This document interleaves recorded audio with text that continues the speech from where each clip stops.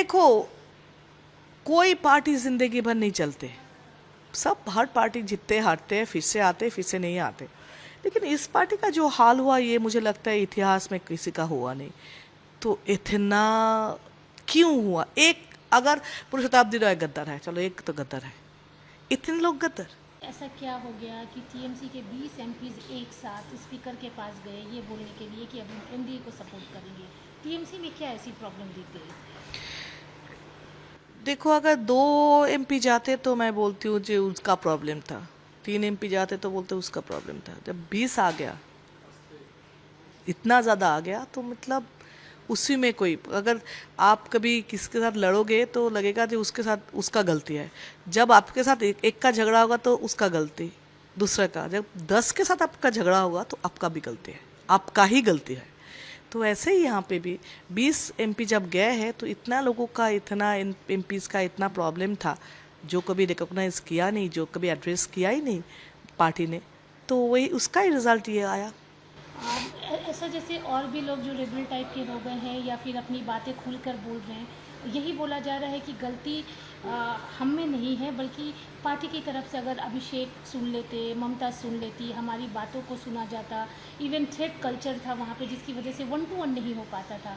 क्या वाकई आपके भी साथ ऐसा हुआ? क्योंकि आप तो 4th टाइम एमपी रह चुके हैं। हाँ, लेकिन ये सच है, ऐसा होता था। लेकिन मेरे साथ अभिषेक का कनेक्शन था, क्योंकि मैं डिप्टी लीडर थी, इसलिए मेरे साथ कनेक्शन होता था। मैं ये नहीं बोलूँगी अभिषेक के साथ बात नहीं हो पाते थे, ये नहीं है, बात हो सकते थे। लेकिन ये भी सच है, सबका नहीं हो पाते थे। और दीदी ने मुझे लगता है लास्ट बहुत दिन से किसी के साथ बात करना छोड़ ही दिया, या कोई प्रॉब्लम सॉल्व करना छोड़ ही दिए थे। अगर दीदी की बात की जाए तो आपकी उनकी आखिरी बात कब हुई थी कि बहुत अच्छे से आपने डेवलपमेंट वर्क, अपने कंस्टिट्यूंसी, अपने असेंबली के बारे में, सबके बारे में बात किया हो? देखो, ऐसे कॉन्स्टिट्यूंसी के बातें करने से सब में ना होता था, जो ये करना है, नहीं अभी नहीं अभी नहीं, ऐसा होता था। तो इसलिए इतना कुछ हुआ नहीं। इलेक्शन से पहले मुझे मेरा वहाँ पे मेडिकल कॉलेज करना था। मैंने दीदी को बोला था ये मेडिकल कॉलेज कर दीजिए, तो बोले थे इलेक्शन के बाद करेंगे। इतना ही हुआ था। वो जिस दिन दिल्ली में गए थे दीदी, वो सब SIR को लेके, उस दिन मुझसे लास्ट बात हुआ, उसके बाद नहीं हुआ था। मैंने मेरा इलेक्शन से पहले मेरा कॉन्स्टिट्यूंसी का जब कैंडिडेट डिक्लेयर हो रहे थे, मैंने दीदी से बात करने के लिए कोशिश की थी। मैंने बोला था मुझे बात करनी है, तो दीदी का ऑफिस से मेरे पास फ़ोन आया था, क्या बात करनी है, क्या सब्जेक्ट सुनना था। तो मुझे वो लगा जो अगर ऑफिसर को मुझे सब्जेक्ट बता के दीदी से मिलना है, पर्सनली भी और पॉलिटिकली भी, 4 टर्म के एमपी अगर वो अपना एरिया का कोई बात करना चाहते तो ऑफिसर को नहीं बोलना है क्या बात करेंगे। अगर मेरे साथ उनके जितना रिश्ता है उसमें अगर मैं मेरा पर्सनल बात भी करने जाऊँ, मेरे ऑफिसर से बोल के ये सब्जेक्ट अप्रूव करके ले आओ, उसमें मैं राज़ी नहीं थी, अभी भी नहीं हूँ। ये जो हार हुई, बहुत बड़ी हार थी, किसी ने नहीं सोचा था कि टीएमसी हारेगी, वो भी इतनी इतनी बुरी तरह। से। बावजूद इसके ममता बनर्जी हो या फिर अभिषेक हो, उन्होंने अभी तक माना ही नहीं है कि वो हार गए हैं। वोट चोरी, वोट लूट, XYZ जो होता है वो अभी भी बोले जा रहे हैं। आपको लगता है हार मानना चाहिए था? हाँ, रीज़न जो भी है उसके लिए आप जहाँ पे जाओ, लेकिन जितने लोग अगेंस्ट में वोट दिए हैं, चलो हो सकते जैसे पार्टी बोल रहे 100 ये इसमें प्रॉब्लम हुआ था हाँ, तो वो मुझे पता नहीं, लेकिन हो सकता अगर मान भी ले हुआ, लेकिन इतने लोग वोट अगेंस्ट में क्यों दिया, उसको भी होना चाहिए। इतने लोग तृणमूल को चोर क्यों बोल रहे, ये भी तो एनालिसिस करना था। इतना करप्शन क्यों आए, जो करप्शन देखकर भी क्यों नहीं देखा, अनदेखा क्यों किया इतने साल से, जब से होने लगे तब से क्यों नहीं किया। गलती किसकी मान रही है, ममता बनर्जी, अभिषेक बनर्जी या आईपैक? आईपैक तो एक स्टाफ है, आईपैक तो स्टाफ है। अगर मेरा स्टाफ कुछ गलती करे तो गलती तो मेरे ऊपर आएगा, जो मैंने उसको मुझे स्टाफ रखा मैंने, तो उसका तो गलती, अगर कोई गलती आ जाए तो लोग तो उसको नहीं बोलेंगे। आईपैक का भी एक नाम बताया, किसी का नाम बताए जिसका गलती बोलोगे नहीं। लेकिन आप ममता बनर्जी का नाम जानते हो, अभिषेक बनर्जी का नाम जानते हो, तो रिस्पॉन्सिबिलिटी उनको ही लेना है, क्योंकि उसने ही लिया था। लेकिन मुझे लगता है अभिषेक बनर्जी का ये डिसीजन, आईपैक उनको मतलब उनको मिसगाइड किया, और आईपैक को इतना पावरफुल नहीं करना चाहिए था। अभिषेक बनर्जी को भी इतना पावरफुल, ममता बनर्जी को अभिषेक बनर्जी को इतना पावर नहीं देना था। अपना पावर हाथ में रख के अभिषेक को साथ में लेके चलना था। अभिषेक और ममता बनर्जी दोनों मिल के अगर चलाते अच्छा से पार्टी चलते। अगर उसको इतना पावर दे दिया, उसका गलती, और उसने आईपैक को इतना पावर दिया, वो भी गलत था। ममता बनर्जी जैसी पावरफुल लेडी, मतलब पूरे इंडिया में माना जाता है कि ममता बनर्जी जैसी नेत्री शायद बिल्कुल नहीं, बिल्कुल नहीं है। वो इस तरह का काम कर देगी। वही तो, टाइम खराब होने से जो होता है। अगर आप फेथ मानोगे, मैं मानती हूँ, मुझे लगता है वही है। नहीं तो ममता बनर्जी जैसे लीडर है, इतना लड़ के एक पार्टी बनाया, जितना स्ट्रगल, इतना तक, और जिस स्ट्रगल के वजह से लोग उनको सपोर्ट किया, अभी तक कर रहे, तो उसके साथ वो उसका ये क्या हो रहा है, उसका दिमाग नहीं चल रहे थे। मेंटल ब्लॉकेज कहाँ पे हो गया था? क्यों उसको अभिषेक को नहीं समझा पाए, जो अभिषेक ये लाइफस्टाइल मत करो, ये, क्योंकि उसको पता है पब्लिक पाल्स हो जानते, वो पब्लिक को नहीं पहचान पाए। ये तो उनका ही गलती है। आपने कहा अभिषेक की लाइफस्टाइल को नहीं हाँ, देख पाए। हाँ बिल्कुल, अभिषेक का जो लाइफस्टाइल है वो लोगों का पसंद नहीं है। अभिषेक क्या डिसीजन लिया, वो तो गलत हो सकते, वो सही हो सकते, उसका डिसीजन सही भी हुआ। वो इंटेलिजेंट है, मैं ये भी मानती हूँ, इंटेलिजेंट है, वो यंग है, वो अगर पॉजिटिवली पॉलिटिक्स करते तो बहुत आगे जाने का चांसेस थे।